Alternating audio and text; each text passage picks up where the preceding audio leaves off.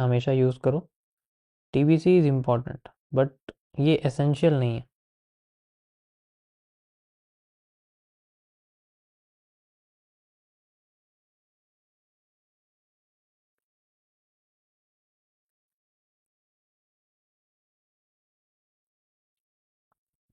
सबसे पहले इसके अंदर कुछ बेंडिंग्स होती हैं, नॉर्मल बेंडिंग और स्ट्रिक्ट बेंडिंग, हम इन दोनों को बोलते हैं। ठीक है, तो सबसे पहले आप नॉर्मल बेंडिंग के बारे में पढ़ो।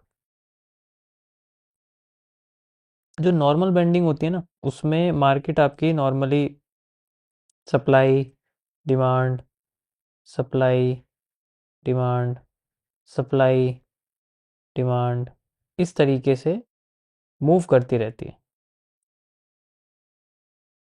आई थिंक कॉल आ रही है मेरी यार। सप्लाई डिमांड इस तरीके से होती रहती है। Got it? How you can use it? समझ में आया?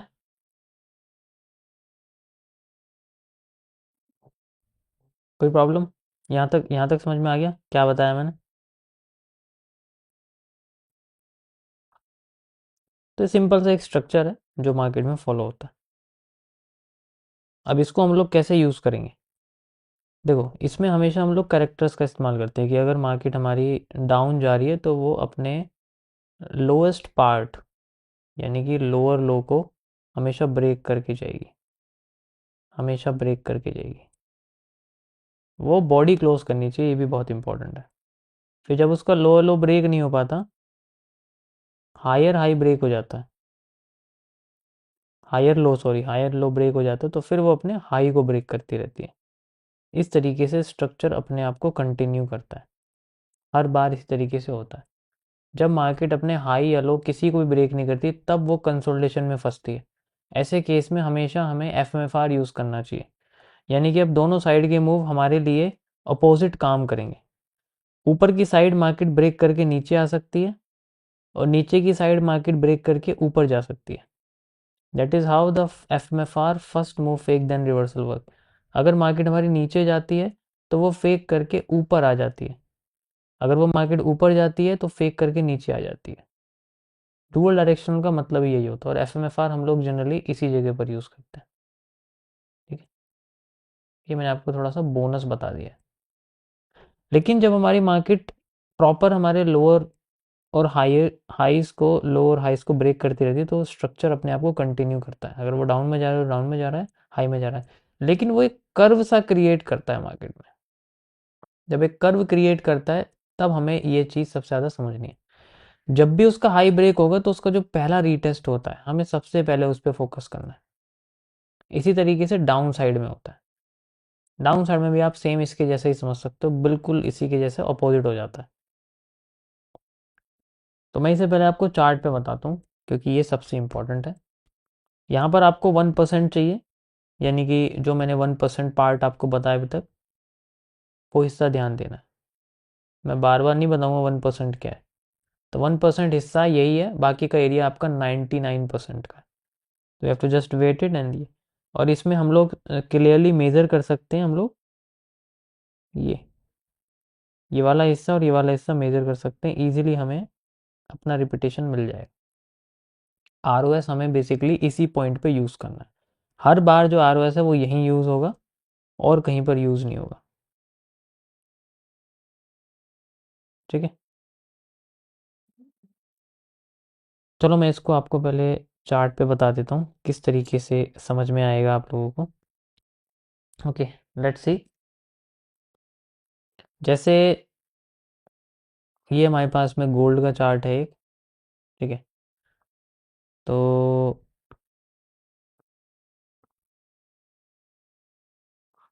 नॉर्मल बैंडिंग में मार्केट नॉर्मल मूव देती है और फिर कंटिन्यू करती रहती है, कंटिन्यू करती रहती है।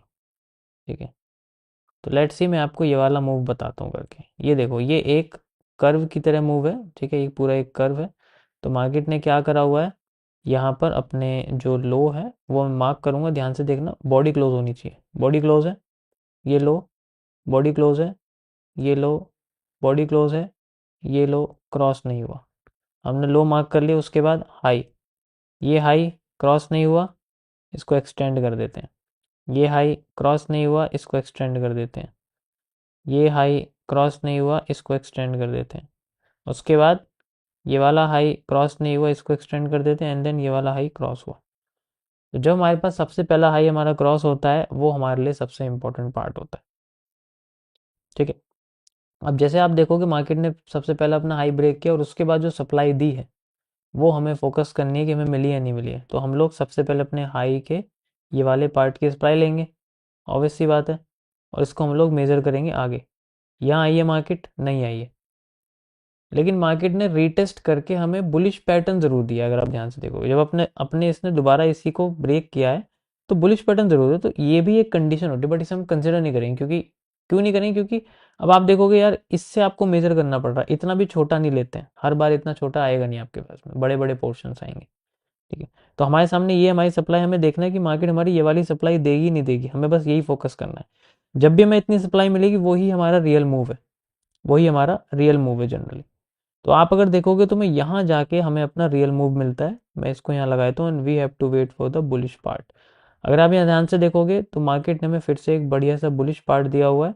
ये रहा एक पॉजिटिव एंगल्फिंग का area, and then after this you can see your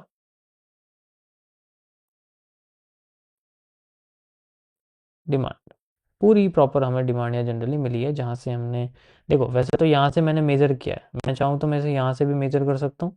ठीक है, मैं चाहूँ इसे मैं हाईएस्ट पॉइंट से भी मेजर कर सकता हूँ। ठीक है, बट हमें क्या करना है, हमें बिल्कुल नियरेस्ट को देख के चलना है कि उससे पहले भी, जैसे उससे पहले लो ये ब्रेक हुआ, ये पहली रिटेस्टिंग है, तो हमारे लिए सबसे इंपॉर्टेंट पार्ट ये है। क्योंकि मार्केट ऊपर गई, फिर यहाँ से लो ब्रेक हुआ, फिर ये रिटेस्ट हुआ, फिर नीचे आ गई, तो ये हमारे लिए हाई सबसे इंपॉर्टेंट, तो we can use this high. एक तो ये तरीका हो गया, दूसरा नॉर्मली हमारा सप्लाई डिमांड का, क्योंकि टारगेट तो आपको उसी से मिलेगा। इस केस में क्या, आपकी मार्केट नीचे आई, ऊपर जा रही है, तो ऐसे में हम क्या कर सकते हैं? ऐसे में हम लोग अपना, जैसे मैंने आपको बताया कि भाई ये वाला जोन लिया, इस जोन से कॉपी कर दिया, तो क्या मैं ये वाला जोन कॉपी कर सकता हूँ पूरा, या तो यहाँ तक या यहाँ तक, जो भी मैं हाईएस्ट को कॉपी कर सकता हूँ, एंड देन मैं इसको यहाँ लगा दूंगा। ऐसे मेरा टारगेट निकल के आ जाएगा, एक तो ये टारगेट हो जाएगा, दूसरा और ऊपर का टारगेट हो जाएगा। अब जैसे मैंने 1 मिनट पे करा है, अब मैं इसे 30 मिनट्स पे करता हूँ, तो इसमें क्या होगा कि कैंडल और भी छोटी हो जाएगी, तो टारगेट और बड़ा हो जाएगा। लेट से मैंने यही मार्क किया और मैं यहाँ आ जाता हूँ थोड़ा सा सेकंड्स के टाइम, लेट से मैं यहाँ पर 5 सेकंड पे आता हूँ, तो ये वही कॉम्बिनेशन है जो हमारा नॉर्मली 30 मिनट्स और 5 मिनट्स के टाइम फ्रेम पे होता है, वही मैंने इसमें करा है। ठीक है, तो ये देखो यहाँ पर मैंने इसको यहाँ लेके आया हूँ मैं। लेट्स सी, ये थोड़ा छोटा ही हो गया टाइम फ्रेम शायद, कोई नहीं। तो लेट्स सी, अभी मैं फिलहाल के लिए इसको थोड़ा और बड़ा कर देता हूँ, 5 सेकंड थोड़ा सा बड़ा हो गया, 15 सेकंड कर देते हैं। ठीक है, मैंने इसको 15 सेकंड कर दिया है, और हम लोग यहाँ पर आ गए। We need only that time frame जहाँ पर हमें ज़्यादा वेट ना करना पड़े, उसके हिसाब से हम लोग यहाँ चल देंगे। अब यहाँ देखो थोड़ी सी कैंडल डिस्प्लेसमेंट है, बट हम लोग यूज़ करेंगे पॉजिटिव पार्ट। आप देखो यही पॉजिटिव एनगल्फिंग है, क्लियर अगर देखा जाए सबसे क्लियर पैटर्न हमें यही बना हुआ दिख रहा है, तो हम इसको यूज़ कर सकते हैं। ऐसे केस में हमारा वही जो पार्ट है वो ज़्यादा बड़ा हो जाएगा। ठीक है, वो पार्ट हमारा थोड़ा सा बड़ा हो जाएगा, ये यहाँ तक हमारा पार्ट है और ये बड़ा हो जाएगा। एक तो ये, और जो मेजर एरिया हमने बनाया, मान लीजिए यहाँ तक बनाया हुआ है, जो भी वो पार्ट हमारा थोड़ा सा बड़ा हो जाएगा। तो इस तरीके से हम लोग वो चीज़ें इस्तेमाल कर सकते हैं। समझ में आया? बहुत सिंपल है ये, मैं कई बार इसको लाइव स्ट्रीम पे कर चुका हूँ, आपने देखा भी होगा। Got it? या 4 CP भी यूज़ कर सकते हो, मतलब टाइम फ्रेम अगर छोटा कर दोगे तो उससे क्या होगा कि वो क्लियर हो जाएगा। जैसे मैंने आपको बताया ना कि 15 मिनट्स या 30 मिनट्स है। अब जैसे मेरा major time frame, live stream का टाइम फ्रेम, मेरा मेजोरिटी जो है वो 30 मिनट्स का या है, या 2 आवर का है। ठीक है, आपने देखा होगा, मैं पिछले 1.5-2 साल से वही यूज़ कर रहा हूँ, लाइव स्ट्रीम पे तो वही यूज़ कर रहा हूँ। और जो दूसरा टाइम है, जो मेन टाइम फ्रेम है, वो मेरा 1 डे या 1 वीक पे है, तो उसके हिसाब से फिर मैं टाइम फ्रेम कौन सा यूज़ करूँगा एंट्री के लिए या कुछ भी के लिए? 30 मिनट्स पे। तो 30 मिनट्स एंट्री होगी मेरे लिए मान लो, तो जो मेन टाइम फ्रेम है वो 1 डे वाला हो गया, 1 वीक वाला हो गया। ठीक है, उस पर डेली एनालिसिस नहीं होते, उस पर 3-3 महीने क्वार्टरली एनालिसिस होते हैं। ठीक है, क्वार्टरली एनालिसिस पे रिजल्ट निकलता है generally, main to main. Okay, समझ में आया यहाँ तक? तो इसी तरीके से देखो बेंडिंग होती है, ये आपकी नॉर्मल बेंडिंग है।